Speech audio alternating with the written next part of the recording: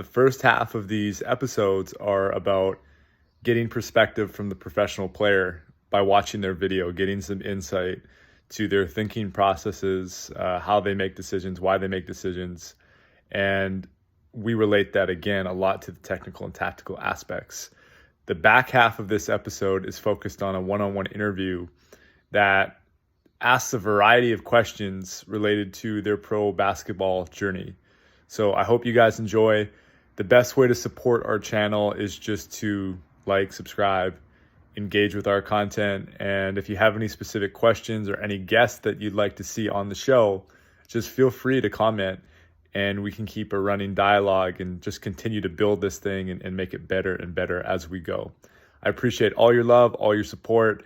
And if you want to reach out to me, the best way to do that is through my email, support@playfreebball.com. That first one, I'm coming up setting the mill pick and roll, and I decide to slip because my player kind of wasn't really by me, and I played with the smart point guard, so she was able to draw my defender, and then I end up open for the easy layup underneath. Is there anything specifically that you're looking for when you slip? Because I noticed, like, going through your video of these two games, that you were very good at recognizing when to slip and get out quick versus when to, make contact or touch and go.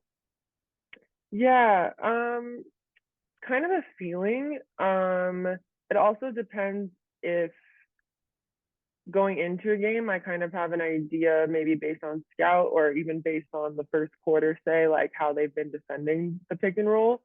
And especially for teams that like to jump out, like that's my first hint of, okay, there's going to be slipping opportunities, or teams that like to trap. Definitely that.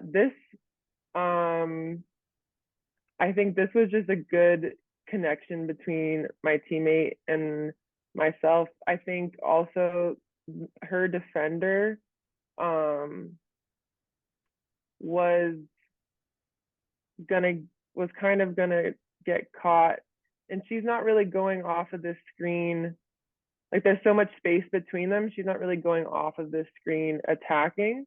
So slipping was kind of a way to force my defender to do something rather than just kind of hang back. So by me slipping, point guard draws my defender, and then I'm able to just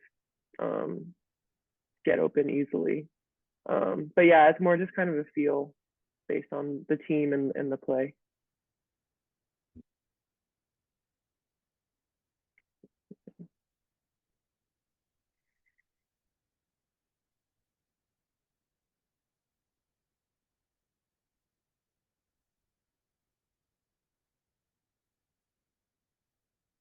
Yeah, this one is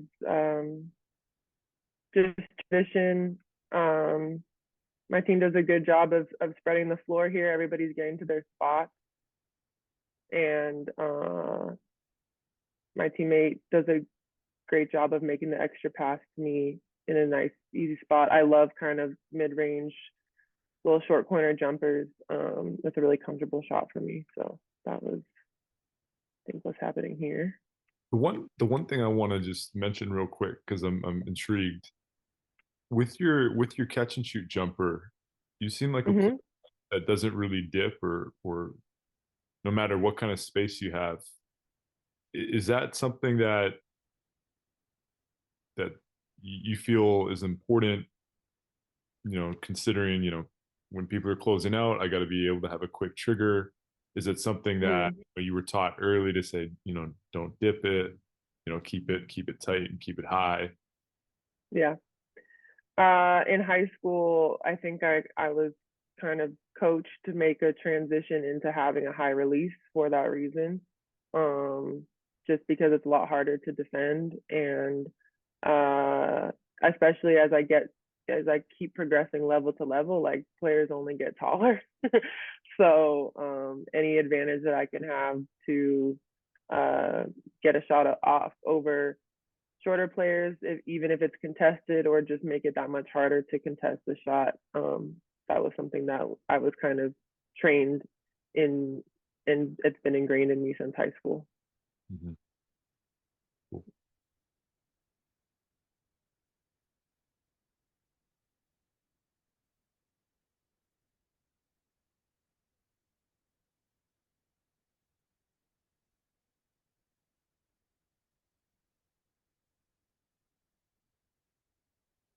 Okay, yeah. So this one, it's the end of a quarter, I believe, or maybe the end of the half. And so let me start at the beginning.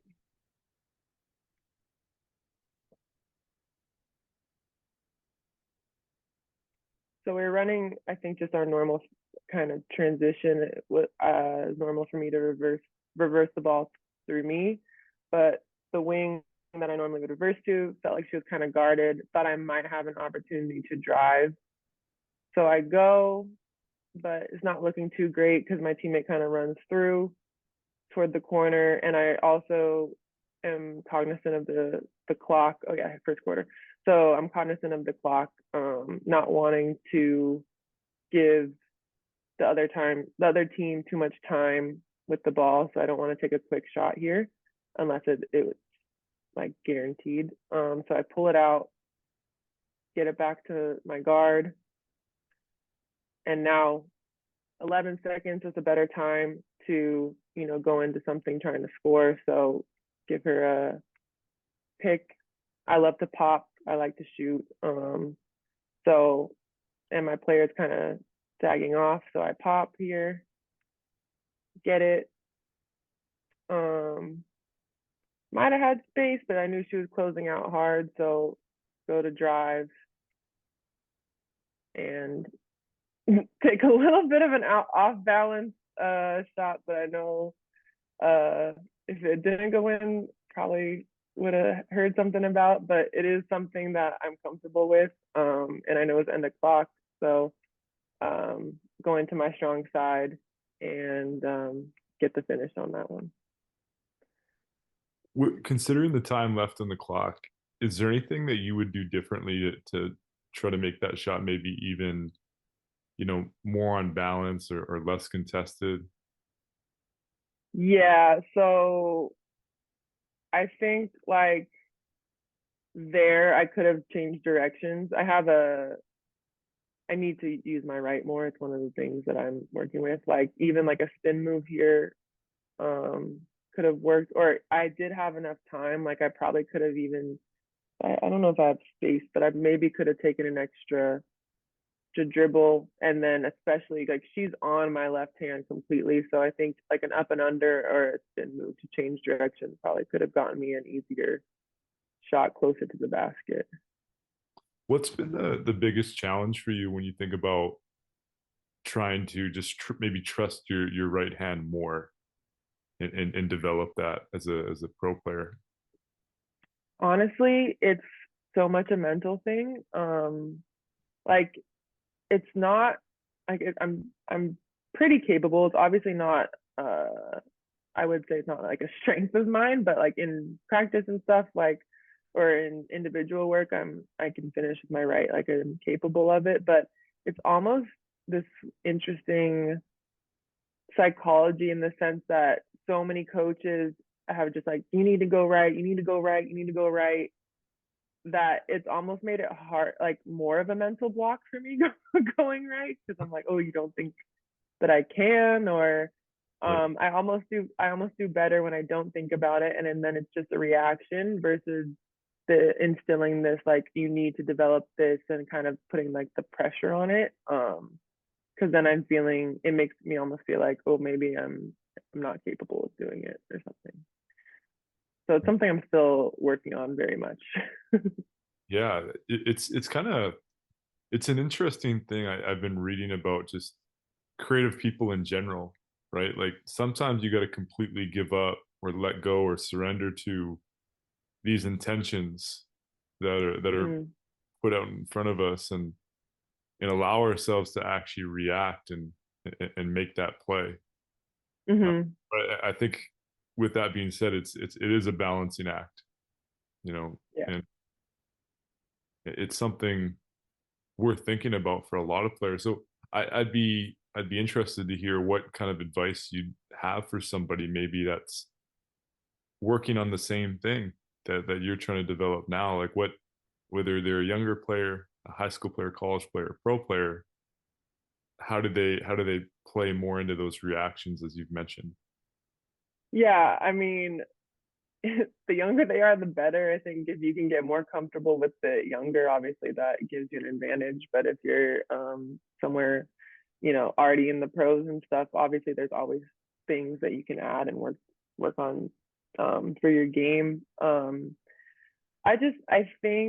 I think so much of it is reps in practice, and then having a basic progression of like 1-on-0, trying it 1-on-0, trying it 1-on-1, trying it in a practice scrimmage, and then trying it in a game. Normally, like that's kind of the standard transfer skill acquisition, but also like I've kind of hinted at, like don't over pressure yourself into doing it, because then you get into these kind of blocks like I've been experiencing, and like you don't want to hamper that flow. You don't want to hamper your kind of instinct and intuition when it comes to playing. So like have that be at the forefront, but then working on that skill in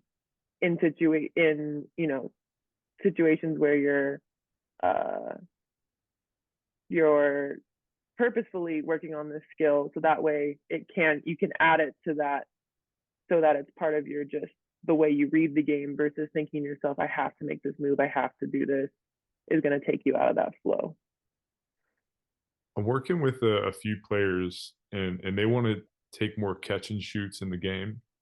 Mm, Feel like uh, sometimes they're not even looking at the rim, or whatever other things are going on for them. So mm-hmm, one player said, if I can just take one catch and shoot in the game, that's a mm-hmm. good goal for me. It's something Yeah, that's intentional, but it's attainable and it's yeah. achievable for me.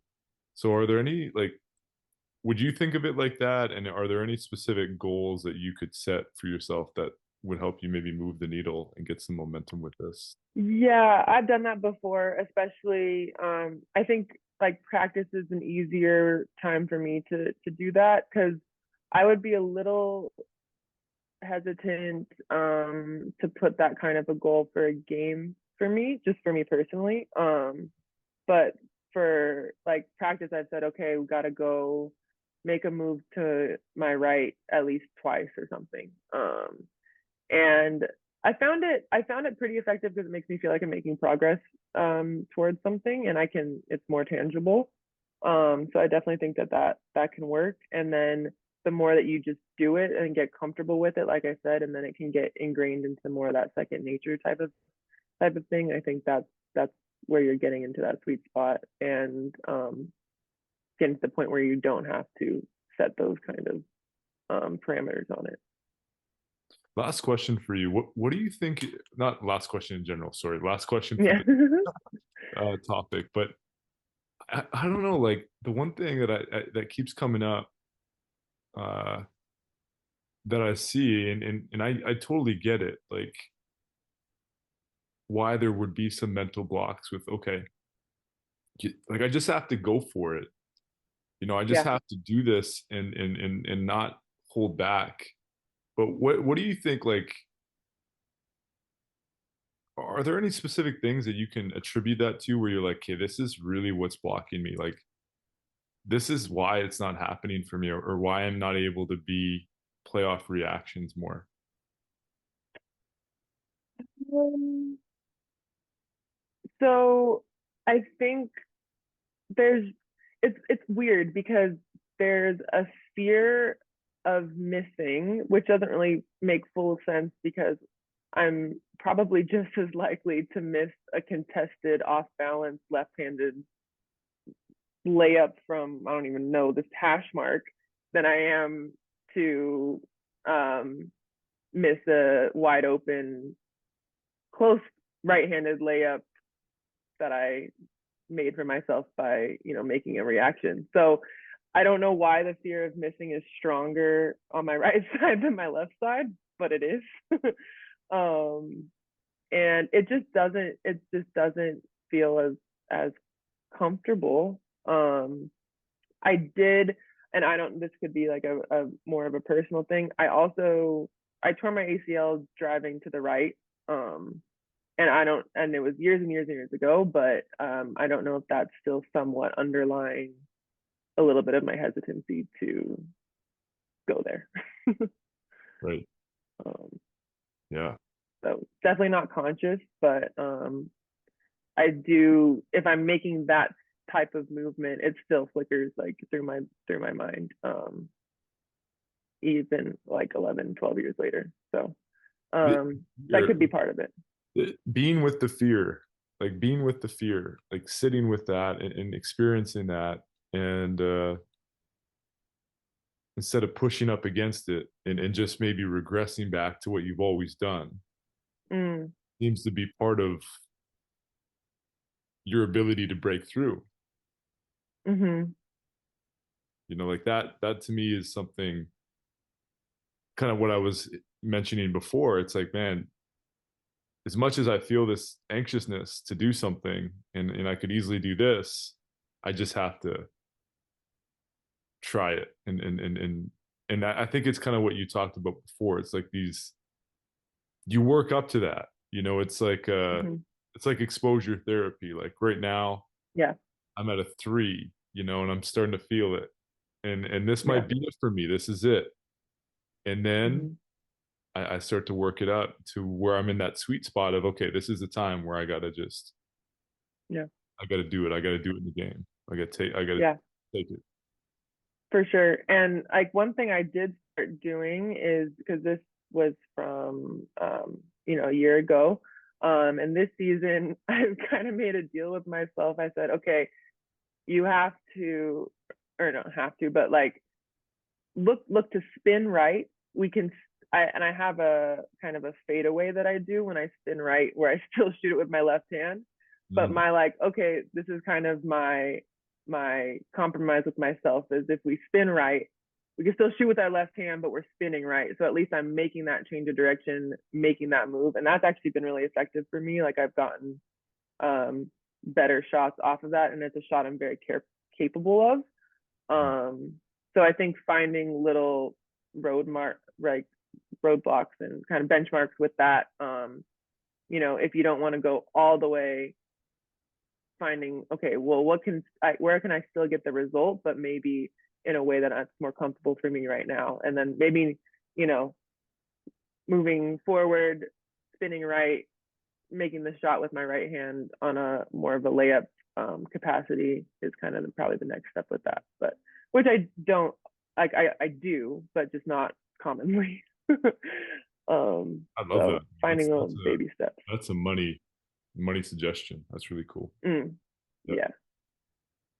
I'm working with professional basketball players all over the world to develop an unwavering confidence, focus, and resilience with their game. We use basketball video sessions to have real conversations, tying together sports psychology, mental performance, and basketball mindfulness with the technical and tactical aspects of their game. We help players earn more money, get more playing time, develop their relationships, but all the while developing this inner peace, no matter how chaotic their situation is. So if you're a pro and you want to learn more, email me using support@playfreeball.com to get connected. Oh yeah, that's kind of it right there. So this is pretty much what I was just talking about. I did kind of add it this last season, but more so this season, even more. But yeah, I get the ball in the post. I like to face up a lot because I'm just more comfortable seeing the floor. oftentimes I have bigger defenders on me, so I'm not a huge back to the basket player unless I have a mismatch.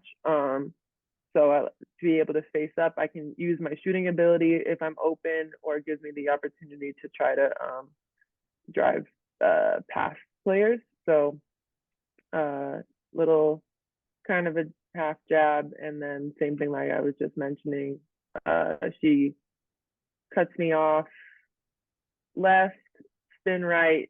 Don't feel like going the full way with the right-handed layup, but I have a little pogo that I like, so that's what I go to. High level, tight space, being able to create your own shot. That seems like it's when you're a pro player, you got to have that ability to score. And I assume, especially because you're an import. Yeah, got to. Got to have like a couple moves and a couple counters that are just kind of your bread and butter that you can go to at any point to get a shot off, to get a good look off, because that's that's what you're expected to do.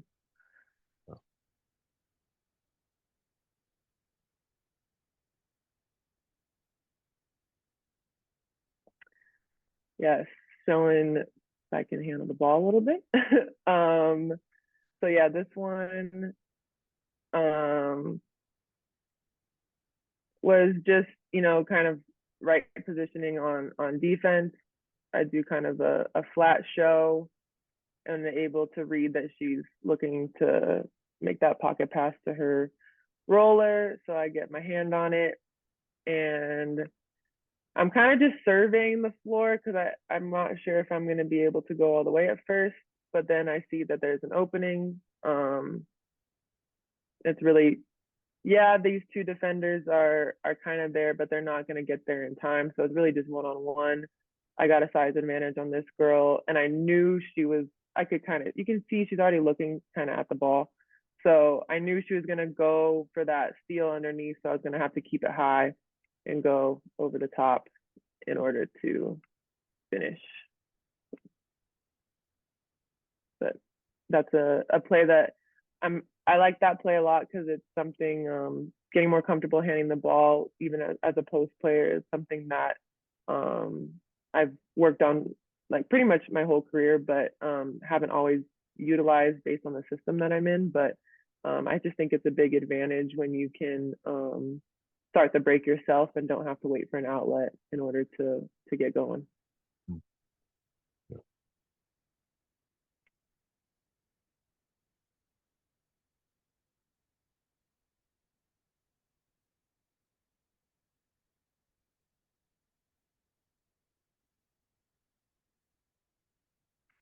Yeah, this one, solid post defense. Kind of get picked on this screen a little bit, but get through it, and she ends up catching it pretty far away from the basket. So as a post defender, that's kind of what you want. And then she's just trying to back me down, and I just have to wall up. I'm not trying to foul. Have to force her to make a tough shot over me, which she misses luckily, and then still got to go grab the board right away. Were you trying to keep her one way? Like, were you trying to send her to her left hand there? I'm trying to remember, because I'm pretty sure she's right-handed. So I think I was just trying to not let her make that drop step. So making her make that left hook, to me, is a tougher shot than getting that spin kind of drop step to her right. Mm-hmm. So your things are just walling up, staying on your feet. Yeah. Yeah, hands straight up, wall up. I want to force them to make a tough shot over me, and then go grab the board. I tend to not be one that's foul prone. I just think it's, again, I want them to I want to make it tough, but I want to make sure that they to me it's make it easier to make a shot than bail them out on a and give them free throws. So that's kind of my strategy when it comes to the post defense. What's your strategy on the shot in terms of the block out? Like, is there any, or is there a block out that even happens? Like, what things are you doing, even maybe when you're not contesting and off the ball to secure the rebound? Yeah. Or, yeah, just positioning and all that good stuff. Yeah, that's a tough read sometimes. I feel like when you're contesting, I think that it's tough to like guard the shot and then have to push her back. Like I'm already in pretty good position, so at that point, it's more important to secure the ball. When I'm not contesting the shot, I'm more likely to box out and put a body on my defender or my person that I'm guarding. So that sorry, someone's at the door. Can I Of course, yeah, no problem. All good. Yeah, so if I'm off the ball, I'm more likely to put a body on somebody, just because I think it's easier positioning wise to go, like at least check them. If they're not crashing, then okay. But if they're gonna crash, I need to at least check them, make sure that they're not gonna run in and grab it. Checking meaning like you're taking a forearm to their body and just making some. Yeah. Yeah. You don't. Okay, so same thing a little bit as before. Start with the pick and roll here. I think, yeah, this play, she's not really coming off looking to score. They go under the screen. This guard that I was playing with is great driver, super athletic, good pull-up game, so it makes sense to kind of go under, try to contain her. Don't really have anything off the roll, but I see she's playing me on this inside here, so I point to reverse the ball because I know I'm going to get this positioning once it's reversed. Turn around, I think extra pass here, come out of the key, and this is kind of my sweet spot. Hands up here, boom, I can face up, have really good spacing, have all this space to work, and my teammates kind of stay moving so people can't think too far and help yet. Go middle, which is pretty typical, and think about spinning, but decide not to, and try to get this hook. She's not really there. So I do kind of a little twirl into a shot. Again, this was kind of a tough shot, but time's running down again as well, so was mindful of that. And it is a shot that I am accustomed to making. Probably could have taken her maybe one step dribble here and done that spin fade away or something. Might have been a little bit easier. But you know, she had a good defense here. I just kind of get that extra step. One thing I noticed, this is just a thought for you, like, because it's come up a lot in our workouts, like a lot of the university players and pro players that I'm working out. I feel a lot of times players will pick up the ball early. Yeah.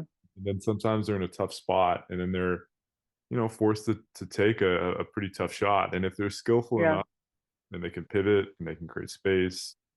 You know, they can knock it in. But I know, like, when I was just starting coaching and I was starting to learn more about the game and everything, I just remember there was such a huge emphasis on, like, you know, 3 dribble max, or, you know, like less. And I think that kind of that's been hard for players, especially players that have been playing for 10, 15 years that had that kind of coaching.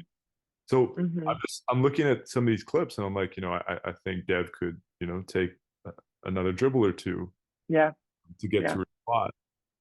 So is that kind of why you think that's something that's a challenge for you, because you did have that Yeah, narrative, yeah, dribble basket 100%. as a post player. 100%. Yeah. It's dribble. I think the narrative, the dribbling narrative, and the you have to make a quick decision narrative, like get the ball, do something with it right away. I think those are well intentioned, but I've had to put so much work into personally, like patience, pace.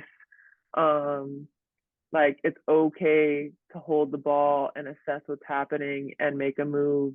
And even while you're making the move, assess what's happening. Like you don't have to play at 100 miles an hour um, in order to be successful. Because I think rushing to me is worse. Like you said, oftentimes you pick up the ball early, or you just take an off balance shot that you could have, if you just took your time a little bit more, could have set yourself up for something better. So that's something I'm kind of trying to unlearn as well. Like you said here, like I have a lot of space. I could have, and did have enough time. Like I could have taken my time with it to get an easier shot off, or even if I took an extra dribble and drew a defender or two, kicking out to a shooter on the wing as well. So yeah, definitely working. Those are things that I'm cognizant of and trying to work through. But I love it though, what you said in terms of not rushing.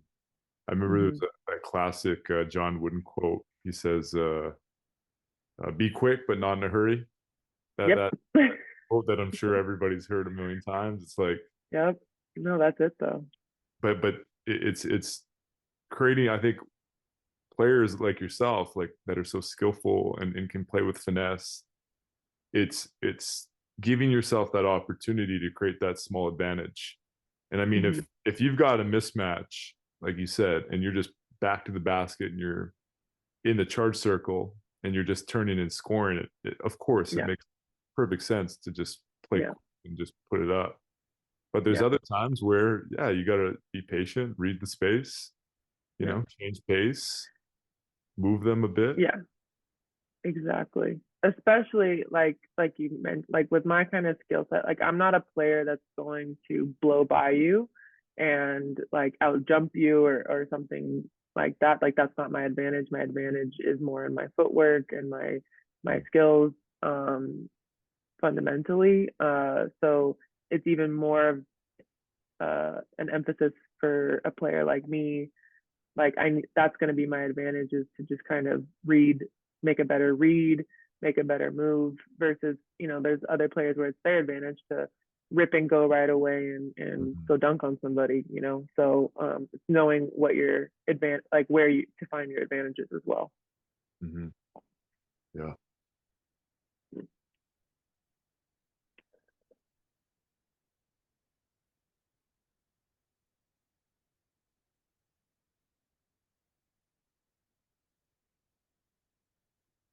There's that right hand. So this one, do a good job running the floor in transition, just to get to my spot. This coach wanted the first post and filling the opposite side in order to give a lane for the guard potentially. But I saw the advantage here in the middle. Again, a lot of good space to go to work. I get good position. She pushes me out a little bit, but this was just a quick move. I still I could have probably made a better step toward the basket on this spin move to get even closer, but I went right, so that's a win for me. But again, I'm shooting it kind of out here when I probably could have made more contact and shot a little bit more in that direction to get a better angle. Um, that's Yeah, yeah, I think kind of what I happened think there. just to comment on that, like to me, what's coming up as I watch these clips is, even though, like, yeah, of course, like there's times where, okay, maybe you could have had a better angle, or you could have been closer to the basket, it's also showing your ability to finish wide. Mm, I think that's a skill in itself. Like, because there are yeah. times where you just need to finish wide. Like, I can't go right to the rim because maybe I'm playing someone that's really physical or really long. Yeah, So absolutely. that's something that I think players that are watching to consider too. Like, okay, what are my wide finishes out of the post? Mm, When hmm. I face up and I drive it and I'm trying to get to the rim, like, something to think about. Yeah, and this player that was defending me, she was very physical and had a little bit of size on me as well. So that did make an impact on the types of finishes that I was taking.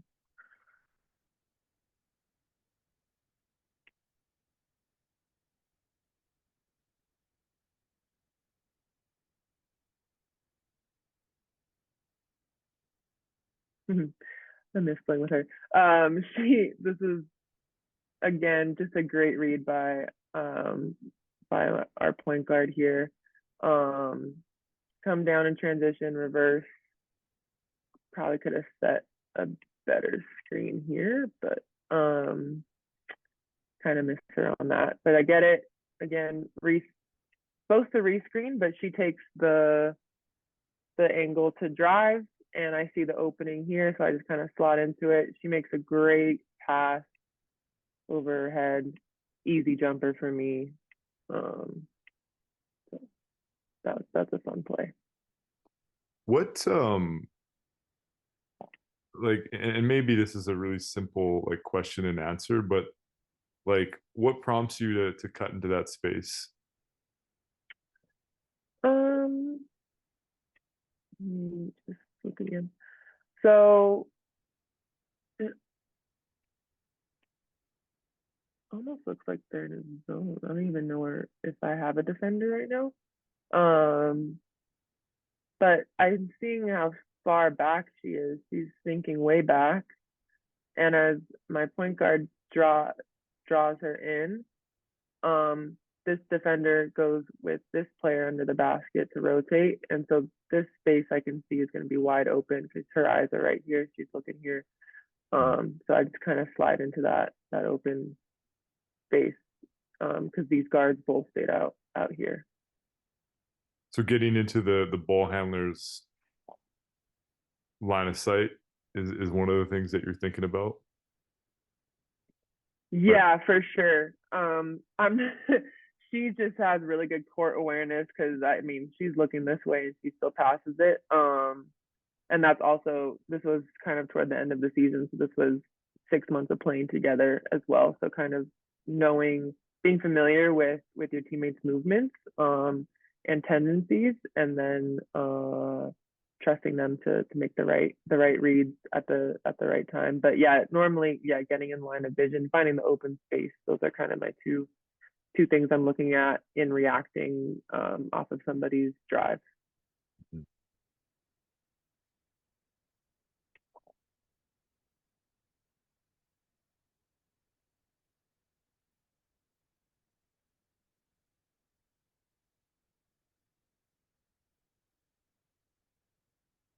That was just another great pass. Uh, yeah, I think they were in a zone at this point. Hard to see with the camera angle here, but yeah, or maybe not. Yeah. So here I can see she's on the outside. Again, this whole lane is open. Everybody's looking forward, just expecting us to run a set here.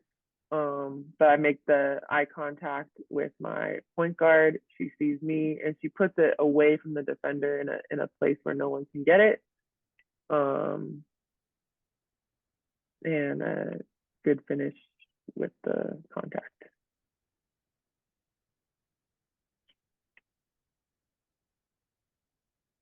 That was a tough finish.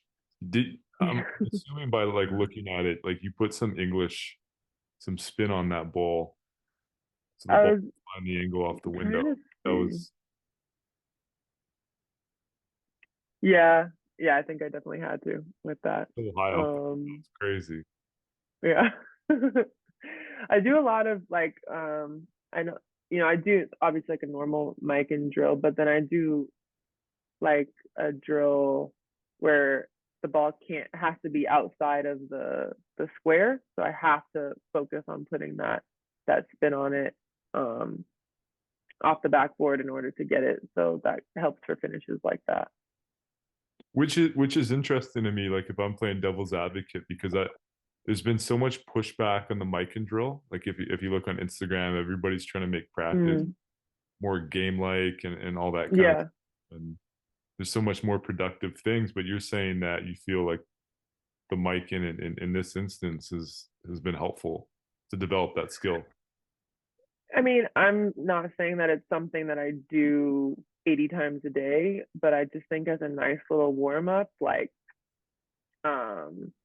just take 30 seconds to do 10 makes of, like I said, making it challenging. So if you make, like, think of it as a square here, I think, like, I've heard like Kyrie's done stuff like this where he makes like a square here, square here, square here, square here, and you have to make 5 with the ball bouncing like in this square, 5 bouncing in this square, 5 bouncing in this square, 5 in this square.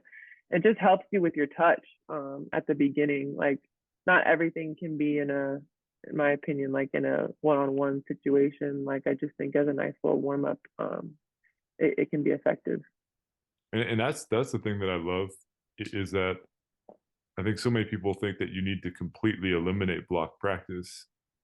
But like as you're mentioning, I think that's a great thing. Like just the first few minutes, dude, sometimes it's just mentally just giving myself that space just to get to where I need to be physically, like getting the or just seeing the ball go through the net.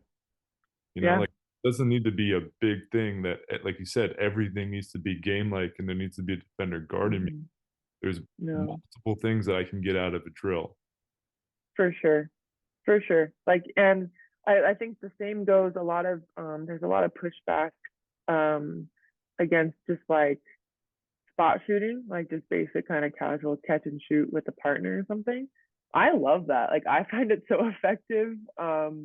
You know, it, like you said, it's all about touch, it's about rhythm, it's about getting your body primed. Not saying it's going to be the bulk of my training, but like, I think sometimes there's an overemphasis on stuff has to be on the move. If you're looking, not necessarily in these clips, but like a lot of the shots that I take are standstill, catch and shoot. So I just think everything has its place. And like I said, there's room for mic and drills, there's room for catch and shoot. I definitely think that needs to be an emphasis on game-like situations and one-on-one and competitive things, because you do have to get used to how to do things with a defender, because that does make a difference. But that doesn't have to be the entirety of your training. And that's why I love having pros on this podcast, is because you're at a stage where you've put so much time in the gym, where you've really thought, you know, you're thinking for yourself. You're like, well, I've had probably, I don't know how many coaches you've had. You've probably had 10, 15 different coaches or trainers and different people telling you things. But you know what works for you, you know, and you know what's giving you success. And you're obviously open. You have a beginner's mind, and you're open to tweaking things. But you know, you lean into things that are helpful, you know, and you don't just believe everything someone says. So I think that's a really cool characteristic of speaking to people like yourself that have really invested so much time and energy into the game. Exactly. It's all individualized. Like, the longer I think I've won that. I want to learn from people. I want to, if this person says it this way, then that must be it. But the longer that I've, you know, played and been around, I'm like, well, I can just take what works for me from each person. I don't have to fully subscribe to just one method of doing things. And I think that's how you find your individual niche and get to know like what specifically works for you and is going to make you successful. Because what works for you may not work for the next person. And success is so individualized that you got to just find your own method.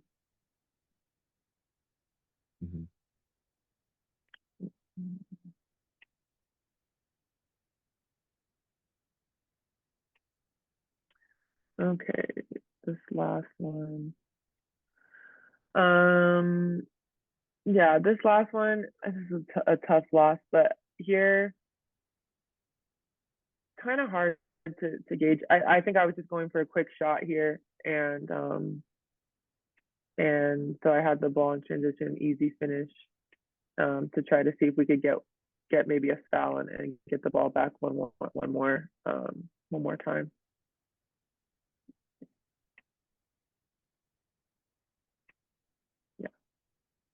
Yeah, she closed out hard. I think they thought we were gonna go for the three, so What just get that quick bucket.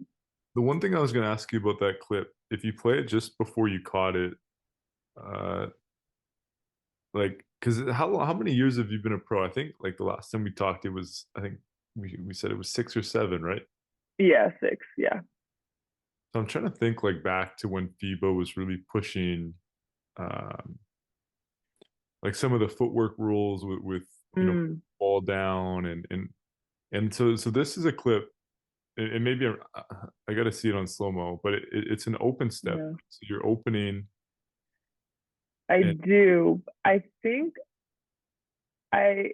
so one thing that I was taught was like for Europe especially, even on the open step, if you kind of like put the ball down in kind of like a inside to out motion, they're less likely to call it versus like if a lot of times in the States you're taught like rip and like reverse pivot and go, like that's called most times overseas as a travel. But if you're catching it and take kind of an inside to outside dribble, for whatever reason, it's less likely because it gets the ball down a little bit quicker and the step is kind of not as big and it's less obvious. So that's kind of what I do here. This clip is beautiful. It's beautifully executed in terms of that motion that you're talking about, that in and out. I think Chris also from Basketball Immersion calls it a stab dribble, but I it's so well done, for players that are watching. And you get right to your spot and you make a play. And as you've mentioned, you guys didn't end up winning the game, but you were just so efficient is what the point that I'm trying to make. So I thought that was really cool. Yeah. Okay.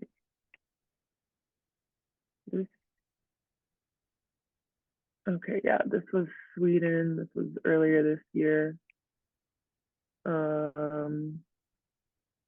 Again, point. I think I'm just in my spot in the corner. This is my point guard that I played with. She was really good at breaking down defenders, getting to the basket, so made it good for kick out 3 opportunities. So she draws the defense. My defender is way down here. I'm not even in the screen. So easy kick out for her, catch and shoot.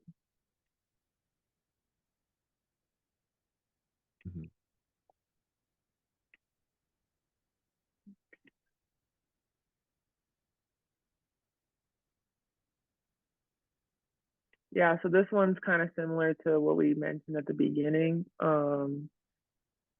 I flashed to my spot in this offense. Getting the ball at the elbow was an emphasis. So flashed to my spot. She's obviously hugging me a bit. So, but I keep my arm out to give a nice target for the pass.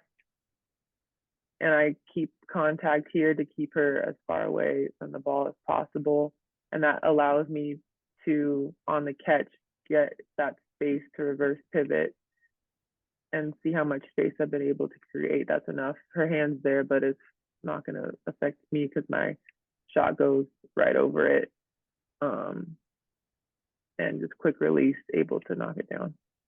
The one thing I've found, so I've coached a few different players, like Canadian national team, like Canadian University women's players, and maybe the same on the men's side, but I've noticed specifically on the women's side, like catching in these areas, the elbows, the short corners, like circling underneath, circling to the front of the rim, all that kind of stuff.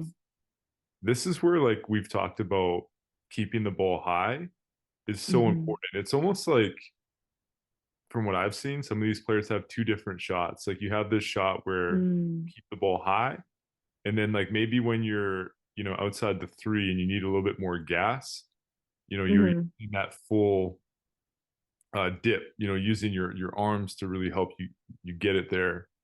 Um, Yeah. but I think this is just another really good example of you being super tight in tight space, but then just shooting over top of somebody.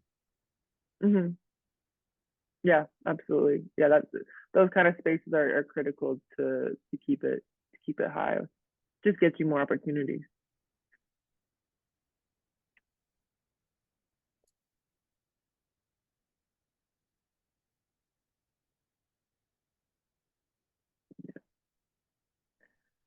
Yeah, so this was a play that we had kind of drawn up. I can't remember if this was the first or the second time we ran it.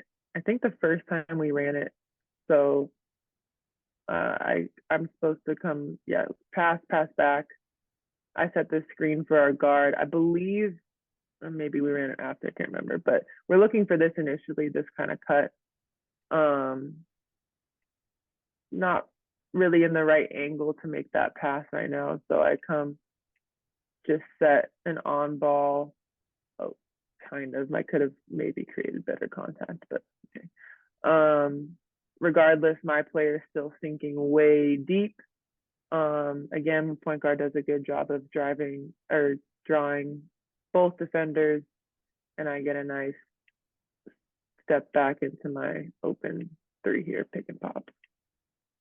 From your perspective, when do you think it's appropriate to like really hold the screen versus Mm, maybe what you did there in terms of touching and going? Because to me, like I think that was the right read to touch and go and get out to space quickly. yeah, yeah. I think it. I think it just depends on the like. I think in this one specifically, she's going downhill, so me holding it wouldn't have really helped so much. All my point guard really needs is like a little brush to give her an advantage. Um, and plus, I don't know if I'm seeing this, but like my defender is already so committed to her, it's gonna get me an opportunity to get out as quick as possible. Whereas if I'm holding this longer, then my point guard is dribbling essentially into a double team, and I'm not getting myself open for an outlet. So, um, make how to make that read. I think it depends on the angles of the screens a little bit. Depends on the play and the spacing that you're working with. If I'm, I think I tend to set them or hold them a little bit more on like a side pick and roll where I'm really trying to hit the defender, and more intentionally roll to the basket. But on pops, a lot of times you can just kind of brush, especially if your defender's holding or playing so far back. You want to give yourself as much time as possible to get to that 3 point line to get yourself open. So you'd say sometimes the positioning of the actual screen also determines maybe I think so. what you're going to do, whether you hold it. Because right now you're setting more of a, I guess, a step up. Yeah. And I mean, I think this step up was also like this play was kind of it was kind of like breaking the set. Like I think it wasn't an intentional like, oh, now we're supposed to pick and roll. Like it was just kind of her making a read driving this way, and I was like, well, let me just set a real quick screen for you and get out of the way. Um so I think it makes a little bit of a difference on what the set is, and then also the angle and the positioning. There's a lot of kind of different factors that go into it.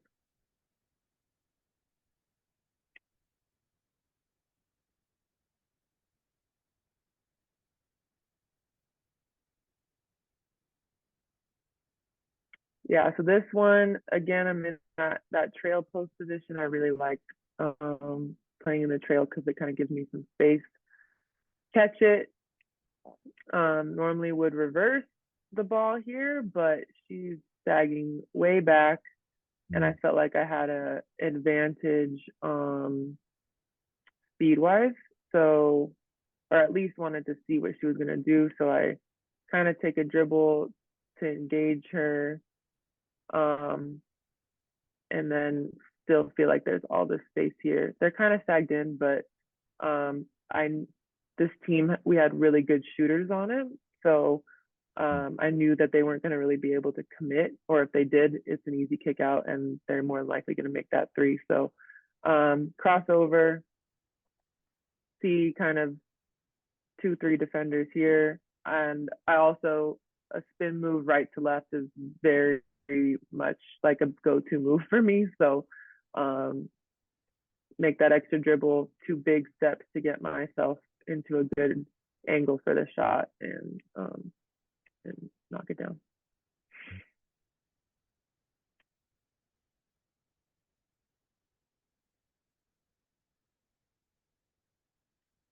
Yeah, this one, oops, um, this one, go follow her, pick. My defender is kind of hedging kind of hard, flat hedge. So I pop, and the angle isn't really right for a pass. Plus my point guard, this point guard has a nice direct line to the basket here, but I see that these 2 defenders are chasing her, so I really don't have anybody guarding me right now. And the help is probably going to commit to her as well. So she does a good job again drawing pretty much kind of three plus defenders, and then but not in a way that's going to give her a great shot. So I slide into this little open area, easy little floater kind of shot. Yeah, I love that. Not Kevin Durant, Kevin Love. It's a little bit of a different context. But I remember he would pop a lot, and it was almost like a decoy because he'd pop, and then his second cut would be a back cut, Yeah, in open space. yeah.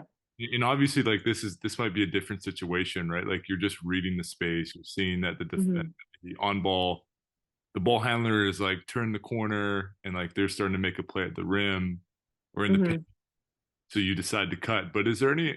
Have you caught yourself or just made that play where you're almost popping to set up the back cut? Yeah, I think I would do it. I don't always like fully pop if I'm gonna do that. Maybe it's like a short roll, something like in the elbow area, and then I kind of make the cut from there. I'm someone like it's more comfortable for me to pop or to short roll in open space because I when I'm rolling straight to the basket, I feel so blind to like if I'm even if I get the ball, like what kind of help side am I running into? Whereas if I'm able to like pop or pop into some space, then I can see and assess and make a read based off that if I'm open to stay for to shoot or like you said, back cut. I just feel like it's easier to read the floor when I'm doing that versus like just always rolling straight to the basket. And I'm, where the way you have to turn your head, you're looking at the ball handler, you're not necessarily seeing like what's behind you. So I like to be able to see the floor. Yeah, yeah. That I think there's a lot of opportunity for post players, like the people that I've studied that have been pretty elite take advantage of that, and you don't really see that at the lower levels, like college or high school levels, where people are cutting and then making a second cut Mm. to open space. And I think that's really cool. Mm-hmm. We got an example here. I think people Mm-hmm. get kind of hung up in that, oh, I'm not going to receive the ball, so why would I make that cut? But Yeah.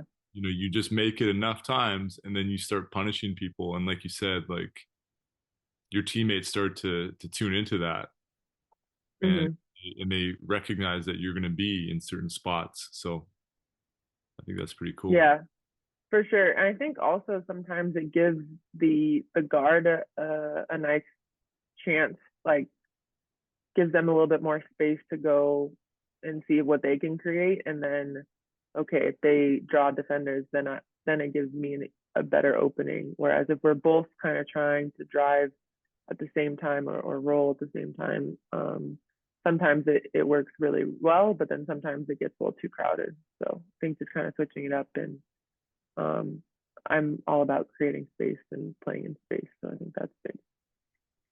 Yeah, I like that too. Like I think me as a guard, I'm gonna feel a lot better when I know that, the people that I'm playing with are gonna be patient. Yeah. And at the same time, if I do get in a tough spot, you're gonna be able to relocate and shape up to the ball. That's a nice feeling. Yeah, for sure. For sure. I'm not panicking, thinking I got to do this all myself. I've got people off the ball that can make reads. So, Absolutely. yeah, cool. Well, good job, Yeah. Deb. That was it.